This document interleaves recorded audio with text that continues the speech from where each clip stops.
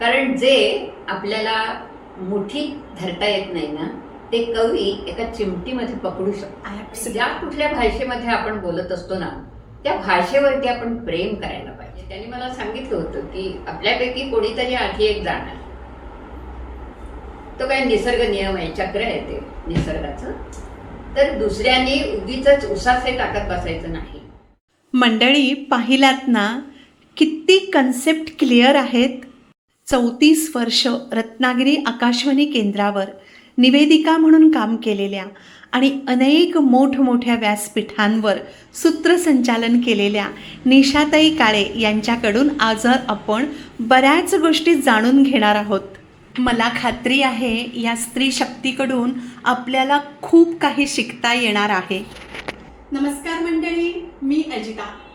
आज आपण आलो आहेत गेली 34 वर्ष रत्नागिरी आकाशवाणीवर निवेदिका म्हणून काम केलेल्या प्रख्यात सुप्रख्यात निशाताई काळे मॅडम यांच्या घरी. मॅडम नमस्कार. मॅडम, जसं आम्ही लहानपणापासून अमीन सयानी यांचा आवाज ऐकत आम्ही मोठे झालो, तसंच रत्नागिरीत आल्यापासून गेले 30 वर्ष मी अनेक कार्यक्रमांमधून तुमचा आवाज ऐकत आहे आणि तो आवाज कुठेही कानावर पडला तरी या निशाताई बोलतात आहेत, इतका अगदी तो परिचित आहे आम्हाला. तर मला याबाबत तुम्हाला प्रश्न विचारायचेच आहेत, पण तत्पूर्वी तुम्ही तुमचं बालपण सांगा. माझं बालपण रत्नागिरीमध्येच गेलं. लहानाची मोठी मी इथेच झाले. फाटक हायस्कूलची मी विद्यार्थिनी आणि कॉलेजचं शिक्षण झालं गोपटे जोगळेकर महाविद्यालयामध्ये. लहानपणी आम्ही खूप खेळलेलो आहोत. म्हणजे आमच्या कंपाऊंडमध्ये कितीतरी मुलं होती. भरपूर खेळलो, अनेक पिक्चर्स बघितले. कारण आमच्या घराच्या अगदी जवळ 3-4 मिनिटाच्या अंतरावर तिन्ही थिएटर्स होती आणि त्यावेळी दुसरं काही करमणुकीचं साधनच नव्हतं ना. त्यामुळे चित्रपट आवडीने बघत होतो, अगदी मराठी, हिंदी आणि इंग्रजी सुद्धा. आणि त्या काळात ना आणखी एक गोष्ट आम्ही आवर्जून केली, ती म्हणजे मी आईच्या बरोबर कीर्तनाला जायची. नंतर प्रवचनं असायची, तीही मी खूप ऐकलेली आहे. आणखी महत्वाची गोष्ट म्हणजे लक्ष्मी चौक गाडीतळ इथला जो आहे, त्या लक्ष्मी चौकामध्ये राजकारणातल्या अनेक मोठमोठ्या माणसांची भाषणं झालेली आहेत आणि ती शालेय वयामध्ये आम्ही ऐकलेली आहेत. म्हणजे आम्हाला राजकारणातलं काही फारसं कळत नव्हतं, पण तरीही आम्ही कंपाऊंडमधली सगळी मुलं जायचो. त्या 1 नंबर का 2 नंबर शाळेच्या गडग्यावर बसायचो. बरोबर. आणि तिथे म्हणजे आपले अटल बिहारी वाजपेयी, बॅरिस्टर नाचपई, मधु दंडवते अशा मोठमोठ्या माणसांची भाषणं आम्ही ऐकलेली आहेत. बरोबर. आणि मला असं वाटायचं त्यावेळी की कसं काय ही माणसं इतकी 2-3 तास बोलतात, त्यांच्यासमोर स्क्रिप्ट नाहीये, कागद नाहीये, काही नाहीये, आणि कसं हे मुद्दे मांडत जातात. प्रेझेंटेशन, म्हणजे प्रेझेंटेशन हा नंतर शब्द काढला, पण इतका वेळ ते न थांबता कसं काय बोलू शकतात. म्हणजे भाषेवरचं प्रभुत्व आहेच की नाही. आणि मग ते बीज असं कुठेतरी माझ्या मनात पडलं, रुजलं गेलं. अगदी बरोबर म्हटलंस तू. आणि त्यावेळी मला असं वाटायचं की आपल्याला बोलता येईल का असं पुढे अनेक लोकांच्या समोर. पण तेव्हा काही कल्पना नव्हती की पुढे जाऊन मी आकाशवाणीत जाईन, निवेदिका होईल वगैरे. पण हे जे संस्कार आहेत ना, तर ते मला वाटतं की खूप महत्वाचे आहे. अगदी ऐकणं ही एक फार महत्वाची अशी गोष्ट आहे. नक्कीच. कारण श्रवणम कीर्तनम विष्णोः स्मरणम हा जो श्लोक आहे आपला, त्याच्यात पहिलं प्राधान्य कोणाला दिलंय तर श्रवण क्रियेला दिले. नक्कीच. ते तुम्ही जितकं ऐकाल ना चांगलं तितका तुम्हाला तो पुढच्या आयुष्यामध्ये त्याचा नक्की फायदा होतो. नक्की मॅडम. हा. आणि मला वाटतं की तेच संस्कार घेऊन मी मोठी झाले आणि शब्दांची आवड, ती गोडी लागली मला. हेच मॅडम तुम्हाला बाळकडू मिळालं होतं. बाळकडू मिळालं, अगदी खरं आहे ते. माझे वडील संस्कृत पंडित होते, संस्कृत शिकवायचे पटवर्धन हायस्कूलमध्ये, दागोदोशी सर. त्यामुळे घरात ते सदैव स्तोत्र म्हणायचे, नंतर सुभाषित म्हणायचे. तोही नकळत एक संस्कार आमच्यावरती झाला. निश्चित. आम्ही 5 भावंड, 4 बहिणी आणि 1 भाऊ. आई गृहिणी होती.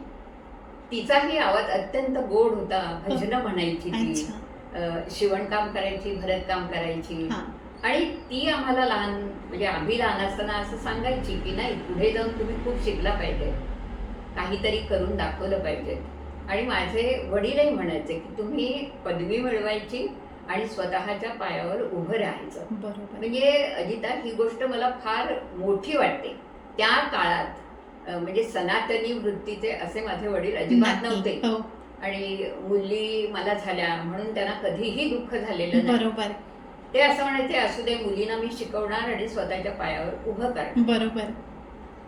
आमच्या बोलण्याकडे त्यांचं लक्ष असायचं. अच्छा. शाळेत ज्या स्पर्धा व्हायच्या ना, त्याच्यात वक्तृत्व स्पर्धेमध्ये वगैरे भाग घ्यायचे मी. त्यावेळी मार्गदर्शन अर्थातच वडील करायचे. हो. आणि ते सांगायचे, काही नाही, आपल्याला जे येतंय ते आपण मांडत जायचं. बरोबर. अगदी भले मध्ये विसरलीस, हो. काही हरकत नाहीये, चालू ठेवायचं ते. आणि अशा प्रकारे तू जर केलंस तर तुझी भाषा ही समृद्ध होत जाईल. शब्दसंग्रह वाढवण्यासाठी वाचन करायला पाहिजे. आणि त्यावेळी शाळेत मला वाटतं की लायब्ररी आमच्या होती. हो. पुस्तकं बदलायची हो का? 8-8 दिवसांनी. हो, अच्छा. हो.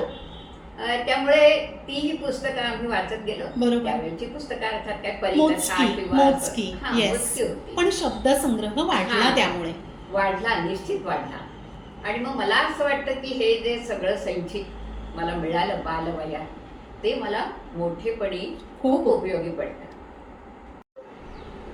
मॅडम, हे जे तुम्ही आता सांगितलं ना की तुम्हाला लहानपण, तुमचं बालपण खूप सुंदर गेलं, सुंदर, खूप हेल्दी वातावरणात गेलं, तुमच्यावर घरातच खूप संस्कार झाले, खरंय. बाळकडू मिळालं, तुम्हाला घरातून तेवढं फ्रीडम दिलं गेलं म्हणून तुम्ही बाहेर जाऊन सगळं ऐकू शकलात. खरंय. हे खूप महत्वाचं आहे. हे खूप महत्वाचं आहे. जेव्हा घरातून आपल्याला खऱ्या अर्थाने विश्वास आणि सहकार्य मिळतं ना, तेव्हा ते मूल खूप चमकतं. त्याच्यामधल्या असलेल्या कला आपसूक बाहेर पडतात. आणि म्हणूनच आज या निशा काळे ताई, ज्या अख्ख्या रत्नागिरी जिल्ह्यातच नव्हे, बाहेर सुद्धा तितक्याच प्रसिद्ध आहात तुम्ही. हे खूप छान आहे. धन्यवाद. शाळकरी वयात सुद्धा तुला सांगते की आम्हाला शिक्षक खूप चांगले भेटले. म्हणजे मला आठवतंय की 7वीत असताना पक्षिणी म्हणून एक कविता होती. चंचू तशी चौघडी पद लांबविले, निष्प्राण देह पडला पदही निमाले. काणे सर म्हणून आमचे होते आणि ते इतकी सुंदर कविता आम्हाला त्यांनी ती शिकवली होती. हे शेवटचं कडवं होतं त्यातलं. ते झाल्यानंतर ते अक्षरशः ओक्साबोक्षी रडले होते. म्हणजे ना, तेव्हापासून असं वाटलं की कवितेत सुद्धा, कविता छोटी असते पण त्या कवितेत सुद्धा केवढा अर्थ आहे, आशय आहे. आणि तो समजावून सांगणारे शिक्षक आम्हाला भेटले. हे खूप महत्वाचं, खूपच महत्वाचं आहे. तो क्षण आपल्या कायम डोक्यात राहतो. कायम डोक्यात राहतो. अगदी खरं बोललीस. कॉलेजमध्ये सुद्धा गेल्यानंतर ना, आम्हाला सगळे प्रोफेसर छान भेटले. संस्कृतचे एक नेने सर म्हणून होते आणि त्यांनी आमचं एक भाऊबंदी नाटकातला एक प्रवेश बसवला होता. संस्कृतमधूनच होता 20च मिनिटाचा. नऊवारी साड्या, कोपा वगैरे असं घालून मी आणि माझी मैत्रीण, म्हणजे त्यांचीच मुलगी शशी, असा दोघींनी तो प्रेझेंट करायचा होता. आणि एक भटजी होता त्याच्यात छोटा. तर त्याने आधीच सांगितलं की तुम्हाला प्रॉम्प्टर वगैरे मिळणार नाही. हा 20 मिनिटाचा जो ऍक्ट आहे तो तुम्ही पाठ करूनच, आणि सगळे एक्सप्रेशन्स, तुमच्या हालचाली ह्या छान झाल्या पाहिजे. आणि ते असं भांडत वगैरे असा एंड आहे त्याचा. अच्छा. तर सुरुवातीला आम्ही स्टेजवर गेल्यानंतर मग असं नेने सरांची मुळात म्हणजे धाक होता थोडा. आणि सगळ्या एवढ्या लोकांसमोर आपण तो ऍक्ट सादर करायचा आहे, म्हणजे ती तशी पहिलीच वेळ होती. बरोबर. तरी पण म्हटलं नाही, असू दे, तिने आणि मी ठरवलं नाही, आपण हे छानच करायचं. आणि त्यामुळे कुठेही गडबड झाली नाही, अडखळलो नाही आणि सुरेख ऍक्ट झाला. त्याचे नंतर 2-3 ठिकाणी प्रयोगही झाले. अरे वा. आणि ते जे स्टेज डेअरिंग आपण म्हणतो ना, ते आलं माझ्या. मॅडम, आत्ता जे तुम्ही सांगत होतात की तुमच्यावर झालेले संस्कार, तुम्हाला लहानपणी ऐकायला मिळालेली भाषणं आणि घरातला सपोर्ट, यामुळे तुमच्या बोलण्यात खूप सहजता आली. त्याहून जास्त मला काय आवडत असेल तर जेव्हा तुम्ही स्टेजवर असता त्यावेळी वावरण्यातली जी एक सहजता असते ना तुमची, बोलण्यातली असतेच, ती मला खूप आवडते. म्हणजे अगदी जरी पाय जरी बदलायचा झाला ना तरी ती तुमची पाय बदलण्याची सुद्धा जी स्टाईल असते ना ती सुद्धा खरंच खूप छान असते. म्हणजे या सगळ्या करण्याने प्रॅक्टिस मेक्स मॅन परफेक्ट म्हटलं जातं ना, तसं ते तुमच्या इतकं अंगीभूत सगळं इतक्या वर्षाने आलेलं आहे ना, तर ते खरंच खूप छान वाटतं. नाही, हे मला आता नव्याने कळलं, म्हणजे मी या गोष्टी करते. आणि कलावैभवमुळे मला संपर्क तुमच्याशी जास्त आला बरोबर. आणि त्यामुळे मला तुमच्यामधल्या गुणांचा जास्त मी अवलोकन करू शकले आणि ते मला निश्चितच खूप आवडतं. हे मी तुम्हाला ऍप्रिसिएशन करणारी तू आहेसच. हो हो मला जे आवडतं मॅडम मी बोलून दाखवते. हो हो. ओके. तुम्हाला तुमच्या मिस्टरांकडून कसा पाठिंबा मिळाला? सांगते ना, काळे सर माझे मिस्टर, हां. तेही गणितात नावलौकिक मिळवलेले हो. असे मोठे शिक्षक होते. प्रश्नच नाही. आणि त्यांनी कधीही मला असं सांगितलं नाही की सूत्रसंचालनाच्या निमित्ताने मला गावोगावी सुद्धा मला जावं लागलेलं आहे. बरोबर. किंवा आकाशवाणीत देखील कार्यक्रम सादर करायचे, म्हणजे 7 तासच ड्युटी असं करून चालत नव्हतं. आमची शिफ्ट ड्युटी होती. तर त्यांनी त्यात कधीही आडकाठी आणलेली नाही. मुलं लहान होती, म्हणजे माझे आई वडील होते, भावंड होती, त्यामुळे मला ती चिंता नव्हती. बरोबर. आणि हेही दिवसभर हायस्कूलवर हो, असायचेच. हो. पण जेव्हा ते घरी यायचे त्यावेळी त्यांनी कुकर लावलेला आहे, काय कोशिंबीर बात वगैरे आहे. केलेली आहे. हा, म्हणजे मुलांचाही त्यांनी छान सांभाळ केलेला आहे. त्यामुळे तुम्ही कडक शिस्तीचे होतेच ते. पण त्यांनी मला असं कधी सांगितलं नाही की हा अमुक कार्यक्रम तुम्ही जाऊ नका गावाला सूत्रसंचालनाला, अजिबात नाही. आणि उलट मी पुस्तकं वाचायचे आणि नोट्स काढायचे ना, तर त्यावेळी मला रात्री रात्री जागरण सुद्धा करावं लागायचं. तर ते असं म्हणायचे, असू दे, तुमचं काम चालू दे. काय ते मी विशेष चित्रकला जो आकाशवाणी रत्नागिरी हो. केंद्रावर केला होता, तर त्याच्यासाठी अभ्यास करावा लागतच होता. ते म्हणजे तुमचं काम तुम्ही करा, इकडे आम्ही बघतो काय असेल. क्या बात आहे. मोठीच गोष्ट होती. खूप छान. खूप छान. कधीही अडवलेलं नाही त्यांनी. कधीतरी ना मला एखाद्या कार्यक्रमाची जर सुरुवात कशी करायची हा विचार पडला, तर त्याबद्दल मी त्यांनाही विचारायचं की काय बुवा आता कशी सुरुवात करू, मला काही सुचत नाहीये. अशा वेळी देखील काळे सरांनी मला खूप मदत केलेली आहे की अशी अशी सुरुवात करून बघा तुम्ही. हां, म्हणजे एखादा शेर असेल, कवितेच्या ओळी असतील. हे केवळ गणिताचे शिक्षक होते असं नाही, बरोबर. साहित्याचाही त्यांचा चांगला अभ्यास चांगला होता. अभ्यास. मॅडम, मला तुम्हाला एक विचारायचं आहे की आत्ता बोलताना मला सारखं जाणवत होतं की सर तुम्हाला आहो जाओच्या ह्याच्यात बोलायचं. हो हो. मला वाटलं तसं. मला काळे बाई असंच म्हणायचे ते, आणि मी त्यांना काळे सर.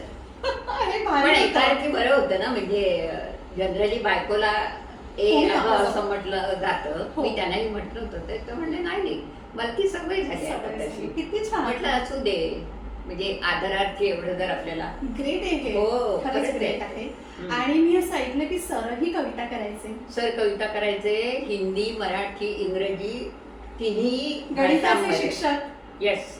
हे वेगळं कॉम्बिनेशन हा, आहे. आणि तसे शीघ्र कवी होते. बरोबर. छान कविता करायचे, दर्जेदार कविता अच्छा, करायचे. म्हणजे अच्छा. आमच्या सुनांच्या वाढदिवसाला त्यांनी केलेलं आहे, अच्छा. मुलं असतील मुलांच्या वाढदिवसाला. किती छान. आणि मला ना केवळ सर नाही, हा, आमची लहान मुलं होती ना त्यावेळी, तर त्यांनीही मला खूप प्रोत्साहन दिलेलं आहे की आई असू दे, तुझा कार्यक्रम आहे तर तू लक्ष देऊन कर. मॅडम, हेच महत्वाचं आहे. ते आपल्या महत्त्वाचं. घरातून जो आपल्याला सपोर्ट मिळतो ना, तिथूनच आपण खूप वर जाऊ शकतो. हो, हो. हे प्रत्येक स्त्री आणि प्रत्येक पुरुष कबूल करणार. कबूल. बरोबर ना? खरंय. आणि आता मग सुना. Yes. तुम्ही आकाशवाणीवर काम करत होतात निवेदिका म्हणून, तिथे तुम्ही खूप प्रसिद्ध होतात. मग तुम्ही बाहेरील प्रोग्राम मध्ये तुम्हाला जावं असं केव्हा वाटलं, किंवा कशी संधी आली ती तुम्हाला? सांगते तुला. मुळात आकाशवाणीत काम करत असताना सुद्धा आमच्या तिथे कॉन्सर्ट्स व्हायच्या, चेन बुकिंग कॉन्सर्ट्स. म्हणजे अच्छा. दर 6-6 महिन्यांनी किंवा 3-3 महिन्यांनी बरोबर. महाराष्ट्रातल्या सगळ्या केंद्रांवर हो. अशा त्या कॉन्सर्ट्स व्हायच्या. हो.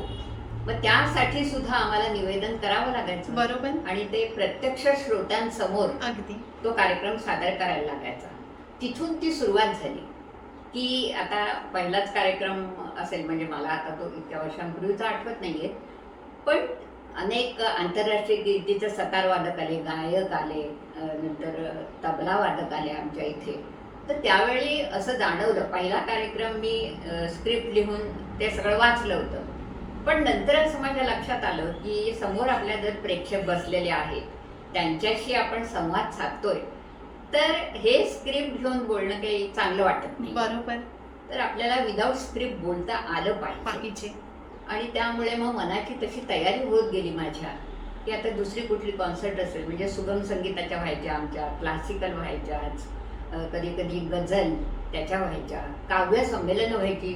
आणि पाडगावकर, वसंत बापट, विंदा कर्तीकर, खूप मोठ्या मोठ्या असे कार्यक्रम आमचे झालेले आहेत.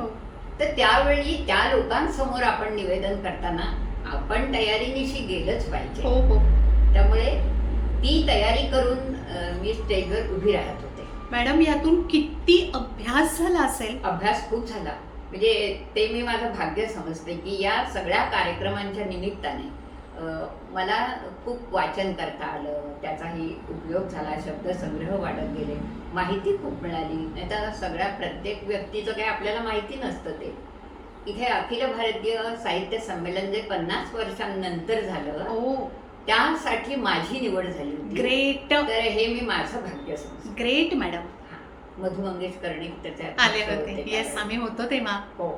चिपळूणला नाट्य संमेलन झालं 76वं. त्याचा क्लोजिंग सेरेमनी होता. म्हणजे अच्छा, ते मी केलं होतं निवेदन. त्यावेळी पंडित जितेंद्र अभिषेकी आणि आशाताई भोसले आल्या होत्या पाहुणे. हो हो. या निमित्ताने किती जवळून या दिग्गज लोकांना तुम्ही पाहिलं. खरंच. आणि जितेंद्र अभिषेकी थोडे आजारी होते त्यावेळी, पण तरीही त्यांनी मला आशीर्वाद देताना असं सांगितलं होतं की मुली, तू छान बोलतेस. अरे, धन्य पावले. धन्य झाला. खरंच खरंच खूप छान. नंतर मग काही नृत्याचे कार्यक्रम मी इथे केले. कृष्णरंग असेल, गणपती विशेष असेल. तर त्यावेळी ना, म्हणजे असं महिनोन महिने मी तो अभ्यास केलेला आहे. पंडित दीनानाथ ते हृदयनाथ असा एक खलवायांचाही कार्यक्रम सुंदर झाला होता. तर मटेरियल मी इतकं जमवलं होतं, अतिशय सुंदर कार्यक्रम तो झाला. 4-5 गायक होते. आणि किती सांगू आणि किती नको असं मला जाणवतं. पण महिनाभर मी अभ्यास केला त्याचा. मॅडम, मी बघितलंय तुमचं जेव्हा सूत्रसंचालन सुरू असतं ना, तेव्हा ही गोष्ट मला खूप जाणवते की किती सांगू आणि किती नको. आणि प्रेक्षकांनाही असं वाटत असतं की किती ऐकू आणि किती नको. मॅडम, हे जे काही तुमच्या वाणीवर प्रभुत्व आहे ना, त्यासाठी आम्हाला मार्गदर्शन करा. जरूर. म्हणजे माझ्या अनुभवावरून सांगेन मी. बोलणं जे असतं ना आपलं, तर ज्याला चांगलं बोलायची इच्छा असते त्याने आधी मुळात ते ऐकलं पाहिजे. जसं मागाशी मी सांगितलं, चांगलं आपल्या कानावर पडलं पाहिजे. जसं डोळ्यांनी छान बघून आपण गोष्टी शिकत असतो. होतं काय माहितीये का, की आपण आपल्या पोशाखाकडे, केशरचनेकडे किंवा चेहऱ्याकडे, मेकअपकडे जितकं लक्ष देतो ना, तितकं आपण आपल्या बोलण्याकडे देत नाही. बरोबर. आणि खरं तर बोलणं ही आयुष्यभर शिकण्याची गोष्ट आहे. ती एक कला आहे. कलाच आहे ती, प्रश्नच नाहीये. तुम्ही बोलायला उभे राहिलात आणि 2-3 वाक्य बोललात ना, तरी देखील समोरच्या माणसाला कळतं की हा किती पाण्यात आहे. अगदी. हा. तर ज्याला चांगलं बोलायचंय तर त्याने मुळात आधी वाचलं पाहिजे, वाचन केलं पाहिजे. अमुक पुस्तक अमुकच वाचा असं काही नाही. अमुक पुस्तक वाचा असं काही त्याला नसतं. बोलणाऱ्याला, म्हणजे ज्याला निवेदन करायचंय, सूत्रसंचालन करायचंय, मुलाखती घ्यायच्या आहेत, त्याने ना सगळ्या विषयांची पुस्तकं वाचायला हवी. सगळ्या पुस्तकांनी, म्हणजे आपल्याला प्रत्येक गोष्टीतलं ज्ञान एवढं डेप्थला जाऊन येणार नाही, ते खरंच आहे. पण तरी देखील थोडं जुजबी ज्ञान त्याला प्रत्येक विषयातलं असायला हवं, असायला पाहिजे. हा. तर तुम्ही बोलायला उभे राहिलात ना, तर चांगल्या पद्धतीने आत्मविश्वासाने बोलू शकता.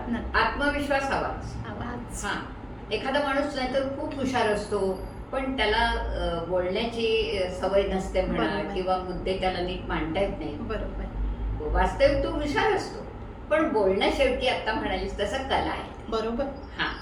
आणि तुम्हाला जे समजले ना, ते तुम्हाला मांडता आलं पाहिजे. त्यासाठी आपण जे वेगवेगळी पुस्तकं वाचतो ना, शब्द संग्रह वाढवला पाहिजे. ऐक्या वेळी आपल्याला एखादा शब्द आठवत नाही असं होता कामा नये. हे भाषेवरचं प्रभुत्व आहे की शब्द आपल्याला साठवावे लागतील, आयत्या वेळी ते आठवावे लागतील आणि त्यासाठी आधी आपल्याला ते जतन करून ठेवायला लागतील आपल्या मनामध्ये. नक्कीच. त्यासाठी मला एक गोष्ट अशी वाटते की तुम्ही कविता जास्त वाचायला हवी. बरोबर. कारण जे आपल्याला मुठीत धरता येत नाही ना, ते कवी एका चिमटीमध्ये पकडू शकतो. गुरु ठाकूर यांची एक कविता आहे, छोटीशी आहे पण छान आहे. सुख वेचीन म्हणण्या आधी घन दुःखाचा गहिवरतो, अन दुःख सावरू जाता कवड असा सुखाचा येतो. या ऊन सावली संगे रमण्यातही मौज म्हणूनी, मी हसून हल्ली माझ्या जगण्याला श्रावण म्हणतो. ग्रेट. किती 5-6 ओळीमध्ये केवढं काय मोठं तत्वज्ञान सांगून टाकलं बापरे, त्यांनी. खरंच. हा, म्हणून मी म्हणते की कवितांचा अभ्यास देखील करायला हवा. अगदी अभ्यास नको, पण निदान त्या कविता वाचायला तरी हव्यात. म्हणजे त्यातला जो नाद आहे, ती लय आहे ना, ती आपल्या बोलण्यात सुद्धा येते. आणि बोलण्याला लय असावीच. हा, एकदम तुम्ही फास्ट बोलून टाकलं तर समोरच्याला समजणार नाही. त्यामुळे आणि मराठी भाषा ना आपली खूप समृद्ध आहे. अगदी. तर तीही समजून घ्यायला हवी. आपण जे वाक्य म्हणतो, छोटी छोटी वाक्य बोलताना आपण उपयोगात आणायची असतात. उगीच लंबचौडं वाक्य करायचं नाही. शब्द जो असतो तो काही अक्षरांचा पुंजका नसतो नुसता, त्याला अर्थ असतो. माझं बोलणं हे सुंदरच आणि छान वाटलं पाहिजे लोकांना. निश्चित. तुम्ही आकर्षक बोलायला हवंच, पण त्यासाठी अलंकारिक शब्दांची गरज नाही अजिबात. अगदी साधं हो, सोपं असं बोला तुम्ही. म्हणजे जसं साध्याच शब्दांनी कविता बनते, तिला न लागती सायास असं म्हणतात. अगदी तसंच बोलण्याचं सुद्धा आहे. आपली बोली भाषा खूप छान वाटते, उलट सहज समजायला जाते. अगदी अगदी. बोली भाषेचा तो प्रभाव एक वेगळाच असतो. अगदी फारच गोड वाटते. हो खरंच. मराठी थोडी आपली कठोर भाषा आहे, पण तरीही तुम्ही त्याच्यावर जर प्रभुत्व मिळवलं ना, तर तीही छान पद्धतीने तुम्ही सादर करू शकता. बरं, तुम्ही हे जे सांगितलं असताना की आपण काय नेमकं शिकलं पाहिजे, हा जो संवाद साधताना किंवा आपलं वाणीवर प्रभुत्व मिळवण्यासाठी, तर त्यापैकी सर्वात डोक्यात राहिलेलं म्हणजे आपल्याकडे शब्दांची साठवणूक हवी. त्यासाठी वाचन हवं आणि ही जी साठवणूक आहे ती योग्य वेळी आपल्याला आठवली पाहिजे. अजून एक तुमचं मला हे आवडलं की आपण जेव्हा बोलतो तेव्हा आपण दिसतोय कसे हे अजिबात महत्वाचं नाही, तर तुम्ही बोलताय किती छान, तुमच्या बोलण्यात किती गोडवा आहे आणि त्यातून तुमची हुशारी आणि तुम्ही बोलल्याप्रमाणे पाण्यात किती आहात हे लगेच समजतं. अगदी खूप छान. मंडळी, आता मॅडमच्या सुनबाई आणि त्यांची नात त्यांच्याबद्दल काय बोलते आहे ते ऐकूया. नमस्कार, मी संगीता काळे, निशा काळे यांची मोठी सून. आईंचा तसा ना, लग्न होऊन मी या घरात आले, आई आणि मी ह्या पर्सनॅलिटीज खरं तर आम्ही अगदी पोल सपार्ट आहोत. त्या खूप बोलक्या, आउटस्पोकन आहेत आणि मी लग्न झाले तेव्हा खूप शांत, इंट्रोवर्ट, मला फार माणसांमध्ये मिसळायला आवडायचं नाही. मग त्या सुरुवातीला मला असं थोडंसं फोर्सफुली करतायत की काय असं मला वाटायचं, पण मी ते पॉझिटिव्हली घेतलं आणि हळूहळू त्यांच्यामुळे मला आपण लोकांशी बोलतो, मिसळतो, प्रेमाने आपण लोक जोडतो, ह्याचं महत्त्व त्यांच्यामुळे मला कळलं. मला आमच्या लग्नाच्या वेळचा त्यांचा एक विनोदी किस्सा आठवतोय की आकाशवाणीवर तुम्ही बोलता ना तेव्हा तुम्ही आवाजाने श्रोत्यांशी जोडलेले असता. अगदी बरोबर. एक सुंदर किस्सा म्हणजे आमच्या लग्नाच्या वेळी त्यांनी सुट्टी घेतलेली, जवळजवळ महिनाभर किंवा 15 दिवस असेल. बरोबर. आणि त्यानंतर त्या जे कार्यक्रम करायचा त्याचे जे श्रोते होते त्यांचा फोन आला आकाशवाणी की निशा काळेंचा आवाज भरपूर दिवस आम्ही ऐकला नाही, त्यांचं लग्न वगैरे झालं की काय, त्या लग्न होऊन गेल्या की काय, तर सगळे तिकडे हसायला लागले. त्यांचं नाही तर त्यांच्या मुलाचं लग्न. म्हणजे आवाजात सुद्धा हे फ्रेशनेस, तो आवाज एका तरुण युवतीचाच आहे की काय असं श्रोत्यांना खरंच. आम्ही अजूनही हा किस्सा सांगून खूप हसतो. किती छान संगीता सांगितलं तुम्ही. हाय, मी तन्वी, निशा काळेंची नात. माझी आजी म्हणजे एकदम कूल पर्सनॅलिटी आहे. म्हणजे she is full of positivity, full of enthusiasm. She is always ready to explore new things, अशी तिची पर्सनॅलिटी आहे. मला आठवतंय लहानपणी मी अशी नाश्ता वगैरे करत असायचे आणि माझ्या घरचे हाक मारायचे मग मला, तन्वी चल चल ये, आजीचा कार्यक्रम लागलाय. मग मी जिकडे कुठे असेन तिकडनं धावत धावत रेडिओपाशी यायचे आणि आजीचा तो कार्यक्रम ऐकायचे. म्हणजे इतकं भारी वाटायचं मला की काय सांगू मी. वाव, माझ्या आजीचा कार्यक्रम ये असं वाटायचं मला. आजीने लहानपणीपासूनच भरपूर काय काय गोष्टी शिकवल्यात मला. स्तोत्र शिकवलेत, गीतेचे अध्याय वगैरे शिकवलेत तिने मला.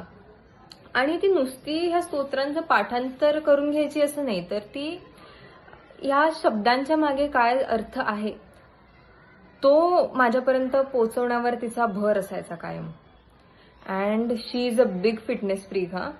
म्हणजे मी कधी कधी व्यायाम करायचा कंटाळा करते, माझ्याकडनं कधी कधी व्यायाम होत नाही, पण ती अजूनही नित्यनेमाने तिचा व्यायाम करते, ती नित्यनेमाने तिचं चालणं करते.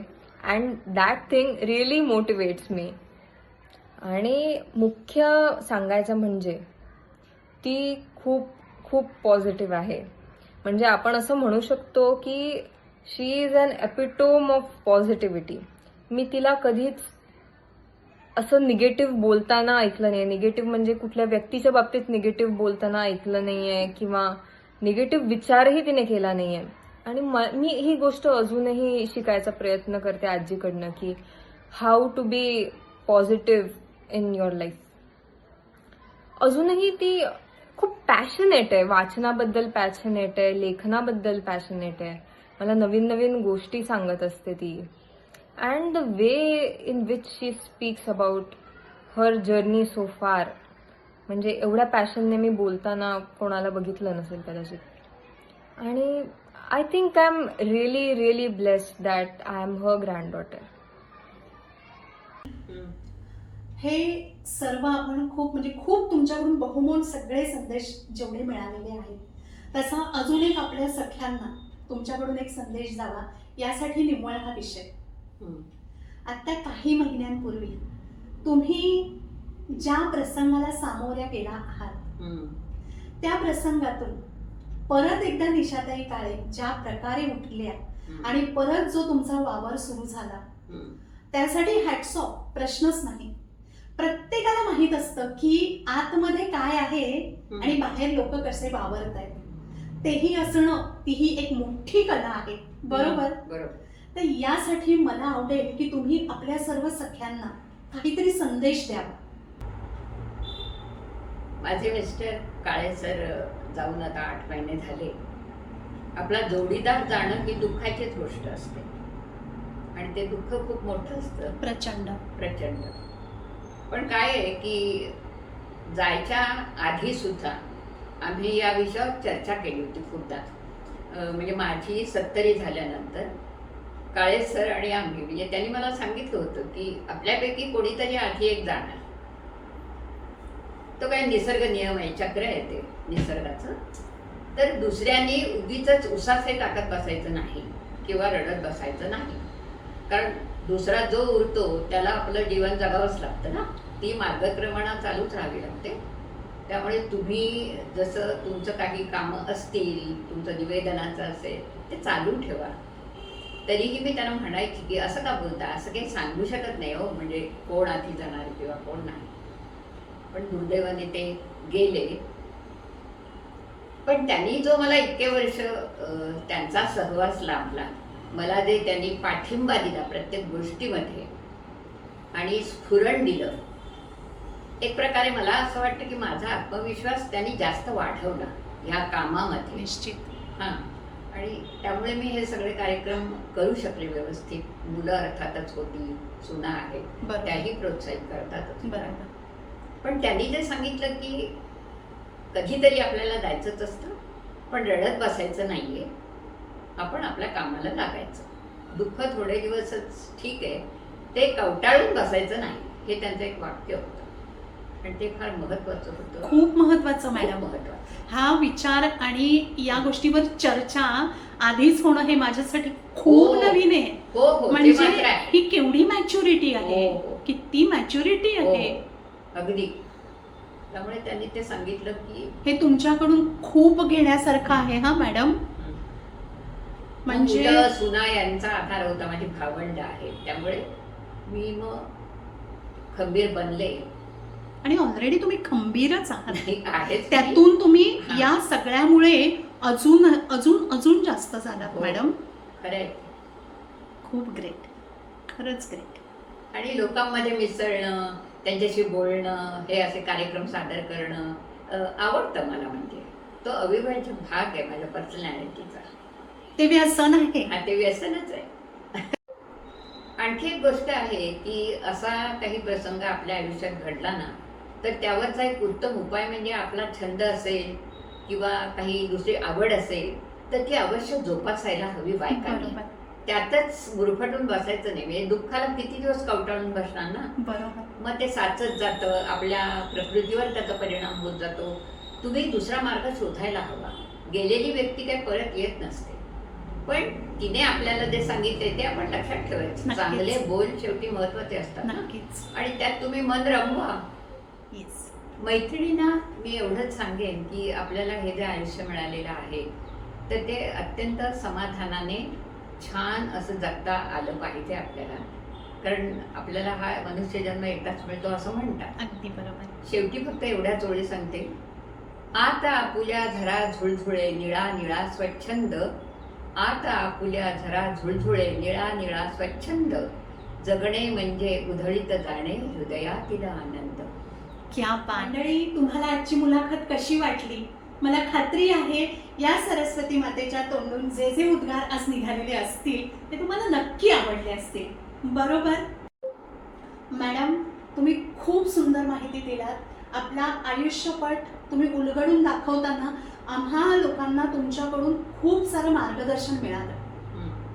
येतानाच मला असं वाटत होतं आज पहिला दिवस आहे आणि पहिल्या दिवशी अगदी व्हाईट रंग आहे. व्हाईट रंग म्हणजे माझ्या डोळ्यासमोर सरस्वती आली. मॅडम, मला खूप खात्री आहे की सरस्वती मातेचा आशीर्वाद तुम्हाला अगदी भरपूर आहे आणि तुमच्या तोंडून आज तेच सर्व आम्हाला खूप छान ऐकायला मिळालं आणि खरंच धन्य वाटलं. पहिल्या दिवसाची माझी नवदुर्गा स्त्री शक्ती म्हणून तुम्ही आहात आणि यासाठी खरंच तुमचे खूप खूप थँक्यू, धन्यवाद. आभारी आहे मी तुमची. मी पण आभारी तुमच्यामुळे आहे. आपल्या सर्व प्रेक्षकांना खूप चांगल्या गोष्टी ऐकायला मिळाल्या आणि त्यामुळे आपण सर्वांचेच आभार मानतो आहोत. नमस्कार. Thank you so much.